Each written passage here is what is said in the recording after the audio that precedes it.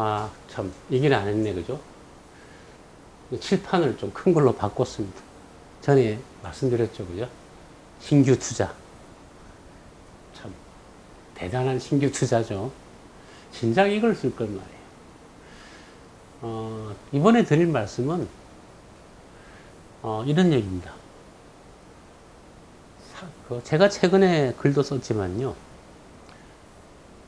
인생이라는 게, 그죠? 60년 단위로 이렇게 운이 상승하고 하강하고 또 영화로운 때가 있는가 하면 또 힘든 때가 있다고 그런 말씀 드리죠. 그죠? 이렇게 한 바퀴 도는데 중요한 게 60년이에요. 60년인데 이 가을, 봄, 여름, 겨울. 제일 영화로운 때가 사실 가을의 한 중간부터 겨울의 한 중간. 이때가 사실 이제 흔히 이제 그 사람의 모든 것이 좀 풍족할 때입니다.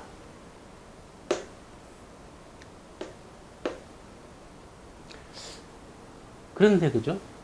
우리가 보통 뭐 그래 요즘 뭐 오래 살면 90년 살죠, 그죠? 뭐 100세 시대라 그러지만 100세 시대가 참 과연 좋을지 안 좋을지, 그죠? 그렇게 좋을 것 같지도 않아요, 그죠? 저도 최근에 이렇게 자골신경통을 겪어보니까, 아, 몸이라는 것도 이게 참 시드는구나. 하기야 자동차 20년 쓰면, 그죠? 완전 고물이죠, 그죠? 근데 제가 64년 63년 살았네요. 만 63, 이제 4년 살게 됩니다. 엄청 오래 썼잖아요, 그죠? 정말 뭐 갈아타고 싶죠. 참, 근데 이걸 참 아껴 쓰려니까, 그죠? 내가 100년 쓴다. 아유. 그거 참 수시로 부품을 갈 수도 없고, 그죠? 참 힘든 일입니다. 그래서, 그죠? 사람 한 90년 산다고 칩시다. 오늘의 주제는 이런 얘기입니다. 사람이 뭐 60년 사이클이, 그죠? 자, 90년 살면 뭐 이론적으로 한 사이클 반 사는 거죠, 그죠? 그게 어느 땐간 죽을 거예요. 죽는데, 오늘의 얘기는요, 잘 들으세요. 그 사람이 죽어도 그 사람의 운세 사이클은 사실은 유지가 됩니다. 죽고 난 뒤에도 그 사람한테 좋은 때가 오면은 그 양반한테 좋은 일이 있거나 또 그로 인해서 자손들, 저는 영원히 있다 없다, 솔직히 저는 거기에 대해서는 회의론자죠. 없다고도 말 못하겠어요. 가끔씩 보면 좀 신기한 일이 있잖아요, 세상에, 그죠? 또 뭐 있다고 저는 확신 못하죠. 제 인생의 제일 큰 호기심, 수수께끼가 뭐냐? 죽어서 영혼이 있는지 없는지 확인해 보는 게 제 인생의 가장 큰 수수께끼입니다. 그런데 죽은 사람들이 또 있다 없다를 갖다 알려주는 방법이 없더라고요, 그죠? 참, 그러니까 뭐 없다고 보면 없는 세계죠. 그래서 저는 무신론자도 아니고 뭐 하여튼 회의론자, 뭐 하여튼 몰라요, 저는. 그런데 이건 분명히 있다는 거죠. 자, 평범한 사람이 살다가 죽었어요. 그러면 그 사람의 미친 영향력이라는 게 별로, 그죠? 크지 않죠. 그냥 뭐 기껏해야 자기 자손한테 그 사람을 기억해 준 사람이 뭐 그 집에, 그죠? 뭐 자식, 자녀, 또 나중에 손주 정도가 기억을 하죠. 뭐 증손주, 요즘 증손주 보기 힘드니까요. 그래서 뭐 별로 영향력이 없지만, 나름 역사적으로 그 굵직했던 인물들의 사례를 보면요, 이 사이클이 존재한다는 게 분명히 확인할 수 있어요. 최근에 제가 그 제멜 바이스라는 사람의 그 일생을 통해서 사실 써놓은 얘기도 그런 얘기인데요. 그 사람이 죽은 뒤에도 그 사람의 좋은 때가 오면은 그 사람한테 좋은 일이 생겨요. 그 사람 박물관이 생기고, 그렇죠.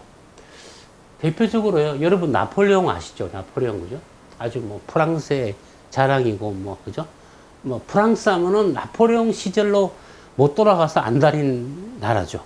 프랑스의 영광, 그죠? 옛날에 60년대 때 드골 대통령이 하고자 했던 가장 큰 일이 뭐냐? 프랑스의 위신을 되찾겠다는 거죠. 우리가 한때 이 전 유럽 대륙을 호령했던 이 대육군의 그죠? 그 나라인데 참 막 싸웠던 이기던 프랑스군인데 그죠? 1800년도 후반부터 프랑스는 전쟁에 내내 졌습니다. 1871년인가 그때 보불 전쟁에서 그죠? 즉 프로이센한테 묵사발랐고요. 그 뒤로 그죠? 또 1차 대전에서도 뭐 말이 이겼지 사실은 내내 전쟁은 프랑스에서 일어났거든요. 그래서 뭐 간신히 뭐 전승국이 됐고요. 2차 대전 때는 뭐 한 달 만에 히틀러의 기갑부대한테 발려버렸죠. 그죠? 또 그런가 하면은 1954년엔 또 베트남에서 디엠비엠프란 데서 프랑스 군대가 그죠? 베트남에서 월맹군한테 그 당시 한테 또 항복했죠. 프랑스는 사실 아주 속으로 그 좌절감이 깊은 나라예요. 그래서 프랑스의 영광이 어디가 오죠? 그러니까 드골이 국민들한테 주장하고 또 자기 스스로도 내가 프랑스의 영광을 되찾겠다. 그래서 프랑스는 과거 그죠? 몇십 년 동안 뻑하면 미국한테 개기는 거죠. 미국한테 개기는 이유가 간단해요. 우리가 프랑스였다는 옛날에. 근데 니네가 지금 컸다고 말이야. 세다고 우리 만만히 보면 뭐 큰 코 다치는 줄 알아. 그래서 그죠? 프랑스는 북대서양 조약기구에서도 그죠? 수시로 뭐 탈퇴한다 만다 뭐 하여튼 뭐 미국과 좀 다른 길을 가려고 무지 애를 쓰면서도 별로 다른 길 가지도 못하는 거죠. 하여튼 애매한 나라가 됐는데 나폴레옹. 이 나폴레옹 프랑스 영광이죠. 나폴레옹. 이 사람의 입추가요. 살았을 때 1794년입니다. 갑인년 1794년. 그래서 그죠? 10년이 지나서 1804년에 10년 지나면 이쯤 되겠죠. 그죠? 1804년에 프랑스 제국의 황제가 됐습니다. 황제. 프랑스란 나라가요. 프랑스 역사상 최초의 황제입니다. 사람들은 프랑스 제국이 뭐 대단해서 그 전에 뭐 황제가 있었던 나라인 줄 알지만 황제란 명칭을 쓴 최초의 사람이 나폴레옹입니다. 프렌치 엠파이어는 그때가 처음입니다. 그 전까지 프랑스 왕들은 그냥 왕이죠. 황제란 이름을 함부로 쓰는 게 아니었어요. 나폴레옹 1세가 프랑스 제국의 초대 황제입니다. 그러다가 10년 뒤에 그죠? 1815년에 이쯤 왔죠. 이쯤 와서 아까 이때가 좋은 때라 그랬죠. 그죠? 1815년에 워털루에서 워털루 참 패배하면서 귀양 가고 나중에 뭐 독살 당했니 많이 그죠? 아무튼 뭐 비참하게 쓸쓸하게 죽어갔죠. 그죠? 워털루에서.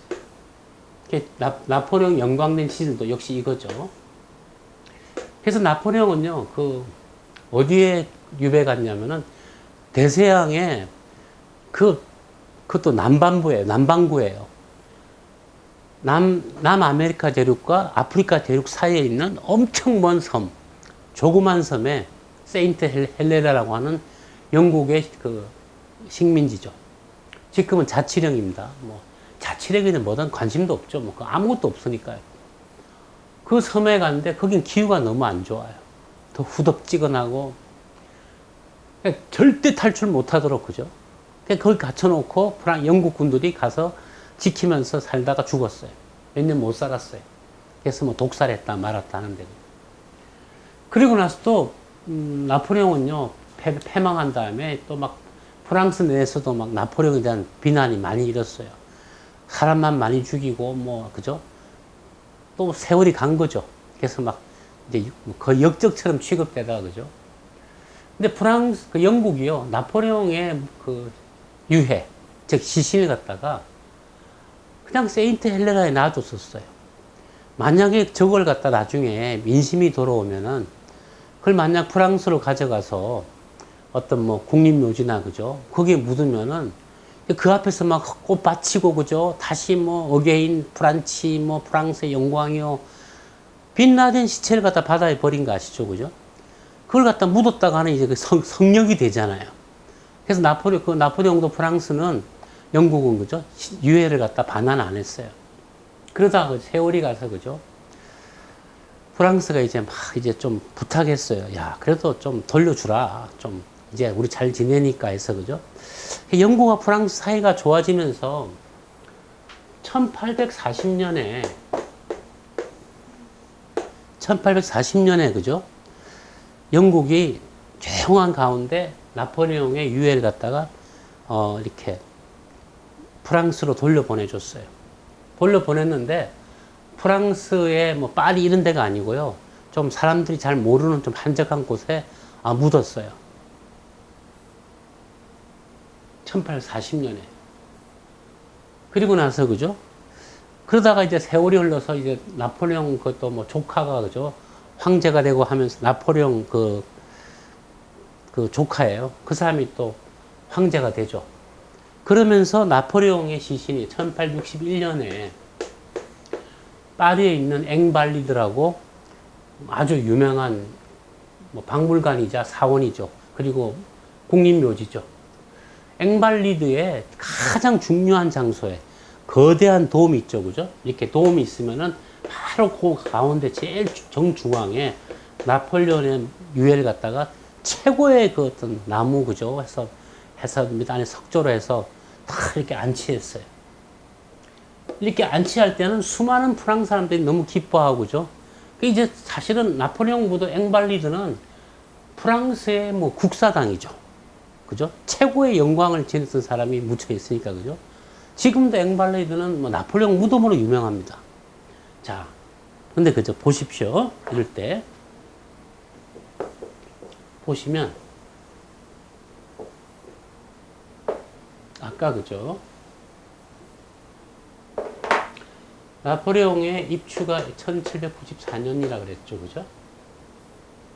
그럼 바닥이 언제가 되느냐? 30년 뒤가 되겠죠.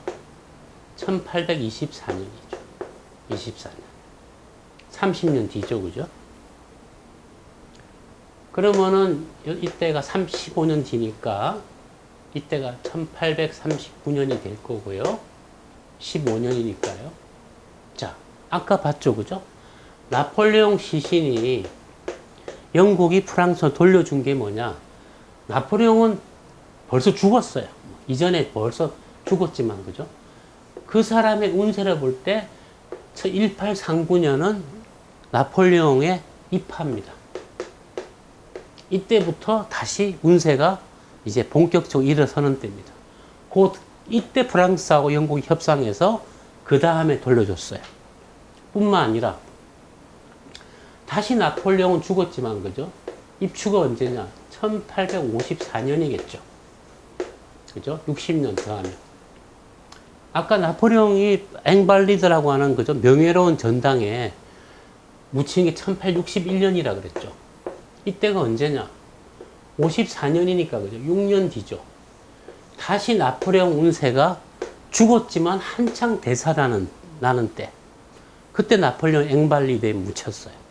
사실 이걸 갖다, 그죠? 명리적으로 설명하면은 이걸 뭐라고 제가 부르냐면 입추 지나서 오는 관운. 나폴레옹은 사주가 태어난 날이 갑이거든요. 1861년은 신유년인데요. 신유년. 즉 금이 목을 갖다 이렇게 누르는 때인데, 그죠? 이때를 제가 뭐라 부르냐면 황금의 관운이라 부릅니다. 황금 관운. 즉 뭐냐? 이때부터 그 사람의 명예가 본격적으로 되살아나는 때, 이때 나폴레옹은 앵발리드에 묻혔어요. 즉 프랑스로 유해가 반환된 것은 나폴레옹의 운세가 이제, 그죠? 이렇게 다시 살아나기 시작하는 때에 반환됐고요. 그러다가 나폴레옹이 다시 명예가 회복되는 첫 해 1861년에 앵발레드에 시신이 묻혔습니다. 나폴레옹이 죽은 것은 1824년이 아니라 그 전에, 그죠? 요 무렵이죠. 고전이네요. 1819년인가 18년인가 그래요. 진작에 죽었죠. 그렇지만 그죠? 이 사람의 운세는 죽은 다음에도 이렇게 그죠? 세월이 가면서 이 사람의 사이클대로 죽었어도 좋은 때가 되면은 그 사람 명예가 회복되고요. 또 개인적 보통 사람의 경우를 보면요. 이렇게 뭐 이 사람이야 역사적인 인물이니까 이렇게 국가적인 행사가 되지만요. 보통 사람의 집안에서 보면은 그 양반이 돌아가시고 그죠? 운세가 다 돼서 돌아가신 다음에도 세월이 흘러서 그분의 운세가 다시 되살아나는 때, 좋은 때가 오면은 예를 들면 그동안에 뭐 제사를 안 지내다가 뭐 제를 지낸다든가 아니면 후손들이 모여서 그 먼저 간 고인의 그죠? 일에 대해서 이렇게 다시 추모하면서 이렇게 그죠? 다시 이렇게 참 고마웠던 걸로 그죠? 은혜를 고마워하기도 하고. 나폴레옹뿐만 아니라 사실은 역사적인 많은 인물들이요. 죽은 다음에 한때 명성을 날리다가도 그죠? 죽은 다음에 또 매도되는 경우도 많고요. 또 그랬다가 또 세월이 흘러서 또 되살아나고 그러면서 그 영향력은 세월이 가면 점점점 이제 좀 약해져 가겠죠. 그치만 우리가 그죠? 시저 하면은 다 아시죠? 시저. 로마 제국을 그죠? 로마 제국의 상승 장군. 시저의 영향력은 지금도 있죠. 근데 시저 그죠? 시저는 또 뭐 징기스칸이라든가 이런 그 어떤 또 훌륭한 사람들, 위대한 인물들일수록요. 뭐 링컨이라든가 링컨 역시도요. 지금 워싱턴에 가면은 그죠? 워싱턴시의 제일 서쪽 끝에 그죠? 링컨 기념관이 있죠. 완전히 뭐 미국의 국사당이죠. 거기에 이렇게 딱 근엄하게 앉아 있죠. 그죠? 링컨 기념관이 만들어지고 들어선 것도 링컨 사후에 운이 한창 좋을 때입니다. 그처럼 그죠? 신기하게도 전 영혼의 존재가 뭐 돼선 모르지만은 사람은 죽어도 그죠? 그 사람의 운세는 유지된다. 그래서 제가 얼마 전에 쓴 글도 그죠? 호랑이는 죽어서 가죽을 남긴다. 사람도 그죠? 그 사람의 영향과 은혜가 크거나 뭐 그죠? 이런 게 있으면은 세월이 가도 그 사람의 때가 되면은 좋은 때가 되면은 다시 살아나면서 그 사람을 생각하게 되고 추모하게 된다. 뭐 이런 얘기였습니다.